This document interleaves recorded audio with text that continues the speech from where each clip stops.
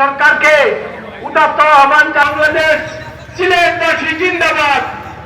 আসসালামু আলাইকুম। আমরা ওকে আপনার মাইকের দাম বুঝা যান না। সংগ্রামী সিলেটবাসী, আমরা আজকে সিলেটের রাজপথে অবস্থান করছি আমাদের সিলেটের ন্যায্য দাবি আন্দোলনের জন্য। আমরা অতীতেও দেখেছি, এখনো দেখে যাচ্ছি আমাদের সাথে বরাবরই বৈষম্য করা হচ্ছে। আমরা আজকে যার দাবি আদায় না হওয়া পর্যন্ত করে ফিরে যাব ইনশাআল্লাহ।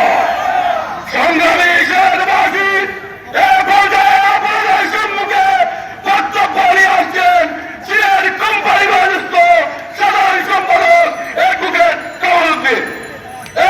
কামালউদ্দিনকে তার বক্তব্য নিয়ে আসার জন্য অনুরোধ জানাচ্ছি।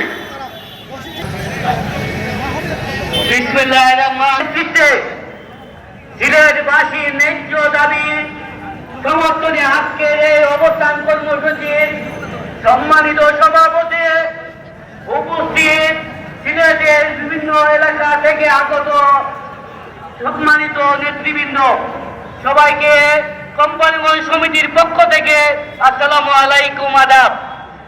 আমরা জানি আমাদের নেতা জনাব তারেক রহমানের নেতৃত্বে জনাব আরিফুল হক চৌধুরী যে আন্দোলন শুরু করেছেন সিলেট সহ আমাদের এই অঞ্চলের দাবি দেওয়া, সিলেটের রেলওয়ে, বিমান এবং আমাদের খনিজ সম্পদ, সাদা পাথর দাবি দেওয়া, এই সিলেটের ট্রেনের সমস্যা, বিমানের সমস্যা, যে যৌক্তিক দাবি নিয়ে আরিফ ভাই এই কর্মসূচি দিয়েছেন বা আজকে অবস্থান করেছেন, সেইটার সাথে আমরা একমত। আমরা সিলেটবাসী আমাদের দাবি আদায় করার জন্য রাজপথে আছি, রাজপথে থাকবো।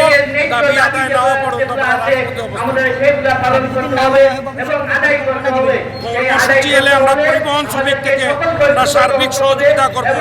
গাড়ি ঘোড়া বন্ধ করে আমরা সহযোগিতা দাবি আদায়ের আগামীতে যে সকল সমর্থনে আমরা সকলে এগিয়ে আসবো, সেই আহ্বান জানিয়ে আমি আমার সংক্ষিপ্ত বক্তব্য শেষ করলাম। সবাইকে ধন্যবাদ। আসসালামু আলাইকুম।